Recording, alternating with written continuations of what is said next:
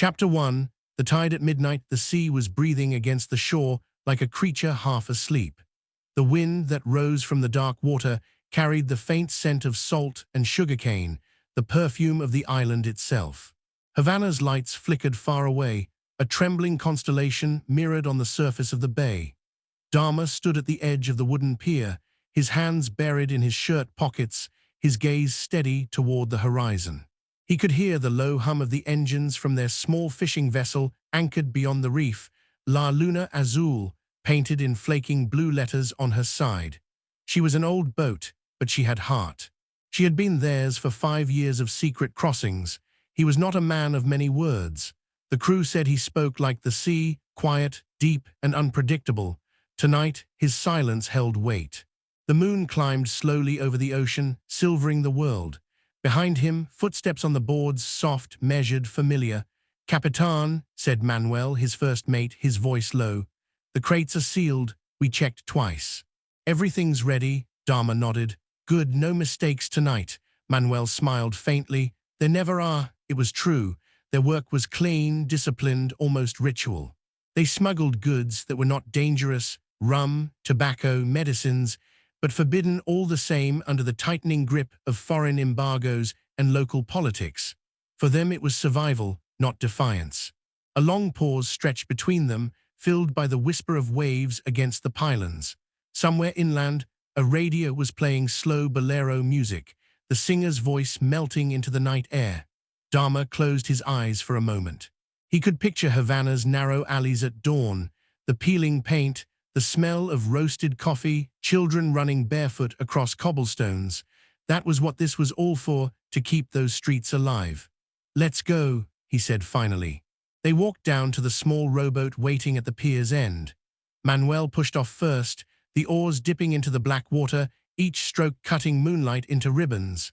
The night was calm, even the sea seemed to approve. As they approached La Luna Azul, Darma saw the others waiting: Julio, the engineer, Esteban, the youngest, and Rosa, whose steady hands could patch any sail or wound. They greeted him quietly, their faces lit by the lantern hanging from the mast. "Engines ready?" Darma asked. Julio nodded, wiping his hands on a rag. "Ready and waiting, Jefe. Then we sail." The boat eased away from the reef, its motor purring softly. The coastline began to shrink, the lights of Havana fading behind them like memories. Ahead lay the open sea, vast, dark, and full of promise. For a while no one spoke. The only sounds were the engine's heartbeat and the hush of water sliding past the hull. Above them, the stars burned like watchful eyes. Rosa finally broke the silence.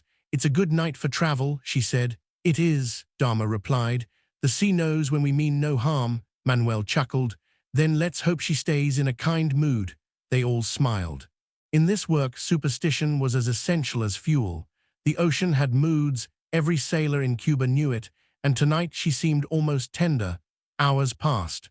The coastline disappeared entirely. Only the moon remained, a silver witness to their quiet voyage.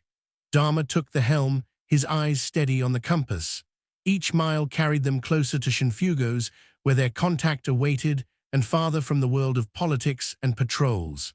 Yet under the calm surface, Darma felt a strange stirring, not fear, not excitement, but a kind of reverence. Nights like this reminded him that the sea was both mother and judge. Manuel came to stand beside him. "You ever think about leaving this life, Darma?" Darma didn't look away from the horizon. "Sometimes, but then I think, what would I do if not this? The sea doesn't let go easily." Manuel nodded, understanding. They both knew. Men who belonged to the tide could never live far from its call. A sudden glow appeared far to the east, lightning behind clouds. Silent, distant, but a reminder that peace could change its mind. "Storm building?" Rosa asked, glancing upward. "Not tonight," Darma said softly. "She's just breathing." And indeed, the air still smelled of calm salt and sugarcane. Chapter 2. Rum, Rhythm, and Secrets. The morning heat rolled over Havana like a soft drumbeat. By 9 o'clock, the streets were already alive, vendors shouting from their stalls, the smell of frying plantains mixing with engine smoke, laughter, and the echo of distant horns. La Luna Azul lay hidden among dozens of other small fishing boats near the docks of Regla. Her hull still glistened with salt from the night's voyage. Darma and his crew had returned before dawn, unloading the wooden crates into the hands of quiet men who asked no questions. Now the job was done. For a few hours, at least, they were just part of the city again. Darma walked along the narrow streets of the old quarter, his shirt damp against his skin. The city was a mosaic of colors, ochre walls, turquoise doors, laundry fluttering like flags between balconies. From every open window came a rhythm, mambo, sun, or slow jazz, blending into the heartbeat of the island. He stopped at a cafe where the air smelled of roasted beans and sugar. Rosa was already there, sitting in the shade with a cup of coffee and a small newspaper folded on the table. "Morning, Capitan," she said, her smile soft but tired. "Morning," Darma replied, sitting down opposite her. "Everyone get some rest. Manuel's still asleep at Julio's place. Esteban's probably chasing music again." Darma smiled faintly. "He has more rhythm than sense," Rosa chuckled. "He's 19. Rhythm is all he needs." For a moment, they sat in silence, listening to the slow hum of the city. Havana had a way of breathing, the same as the sea, only faster, louder, full of contradictions. Rosa unfolded the newspaper. "They say more restrictions are coming. Another decree, less trade, more patrols. The Americans are nervous again." Darma looked past her, watching a boy run barefoot down the street, chasing a paper kite. "Nervous men make dangerous waters," he said. She studied him quietly. "You ever think it'll end, Darma, all of this?" He didn't answer right away. "Someday, maybe. When people remember that hunger doesn't care for politics." They drank their coffee in silence.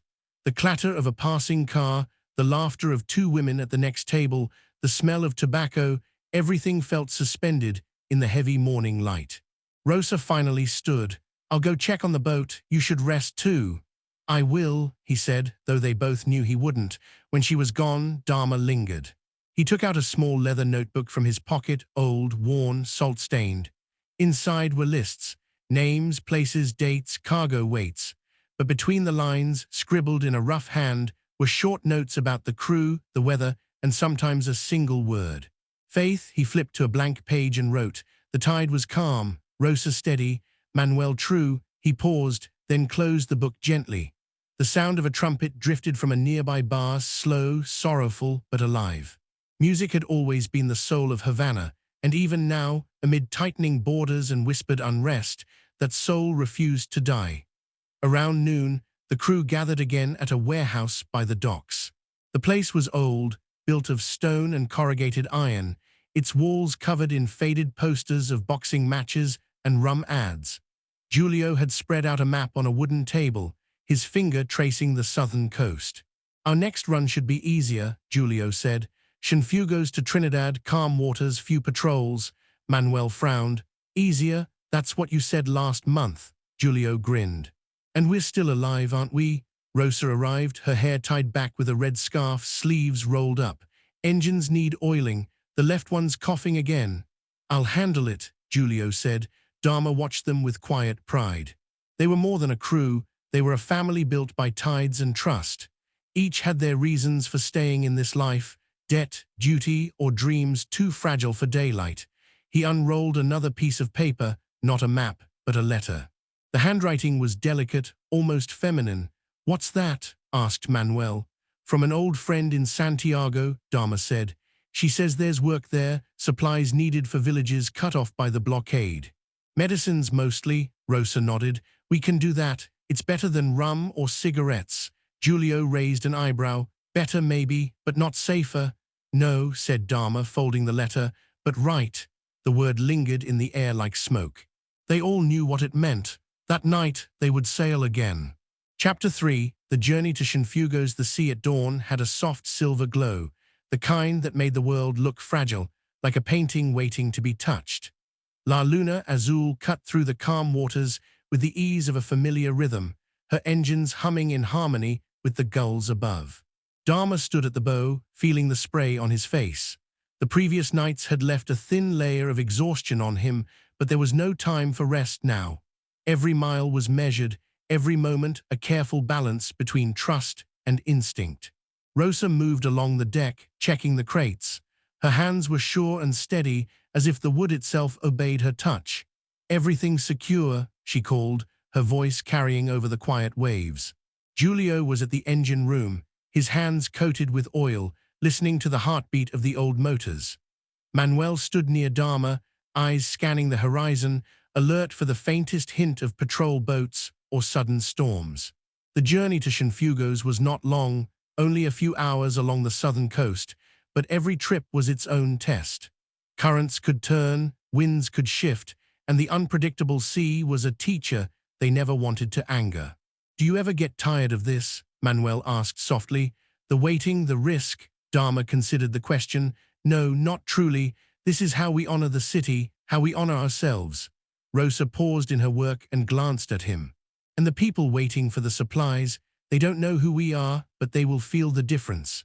The sun rose higher, gilding the water with firelight.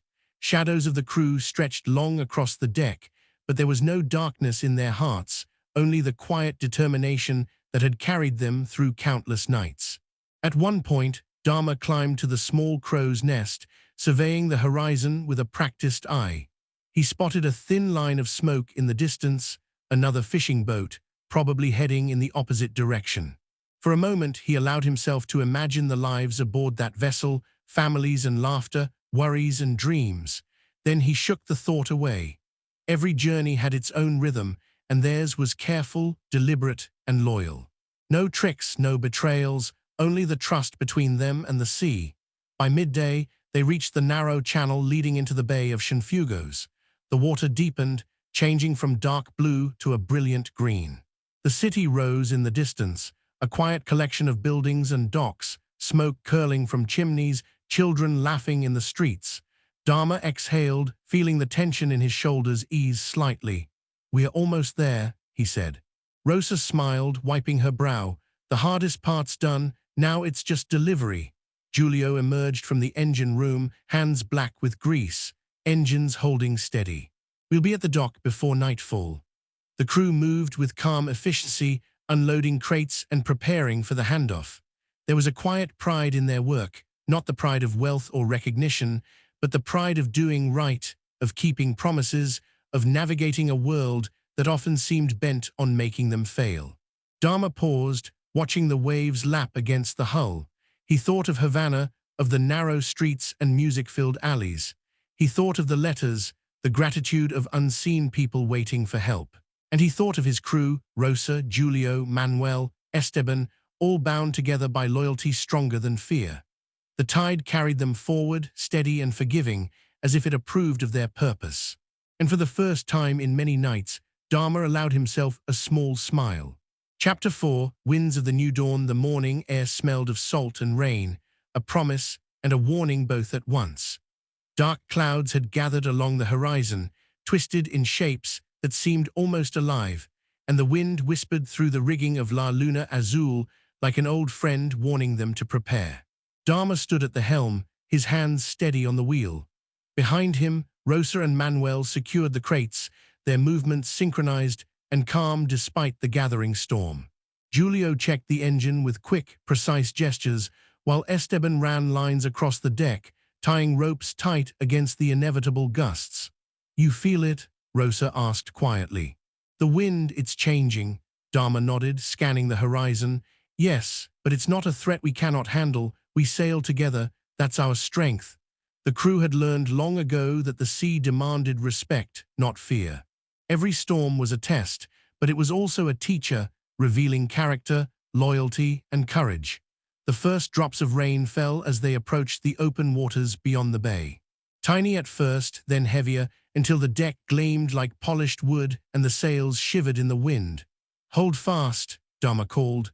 "Every line, every crate, every hand we move as one." The boat rocked and pitched, but the crew's rhythm did not falter. Waves rose like walls around them, whitecaps cresting, and yet they moved forward with steady hearts. From the crow's nest, Darma could see the horizon bending under the storm. Lightning flashed, illuminating the ocean in stark silver light. He thought of Havana, of the narrow streets and music, of the people who waited for supplies, of the letters, the thanks, the trust. "This is why we do it," he murmured, more to himself than anyone else. The hours passed, time losing meaning as the storm wrapped around them. But every hand on deck worked without hesitation, every command was met with obedience born of trust. There was no fear, no anger, no doubt, only certainty in their unity. By late afternoon, the storm began to ease. The wind softened, the waves calmed, and the rain fell lighter, more gentle, like the sea was letting them pass. La Luna Azul emerged from the chaos into a sky washed pale blue by the sun. Darma let out a breath he didn't realize he had been holding. "We've done it," he said softly. "Together." Rosa came to his side, wet but smiling. "Nothing we cannot handle." Julio wiped his hands on a rag, grinning. "The engines survived." "So did we." Manuel and Esteban leaned against the rail, laughing quietly, water dripping from their hair. "We are still a family," Manuel said. "Yes," Darma agreed, "and as long as we sail together, there is nothing we cannot face." The sun broke fully through the clouds, casting a golden path across the calm waters. Ahead, the coast of their next destination shimmered, welcoming them. The city, the people, the work, all waiting for them, all trusting them. And for the first time in weeks, Darma allowed himself to imagine the future, not just the next journey, but all of them together, safe, loyal, and free. The wind carried them forward, steady, forgiving, and full of hope. A new dawn was rising over Cuba, and they would meet it as they always had, together.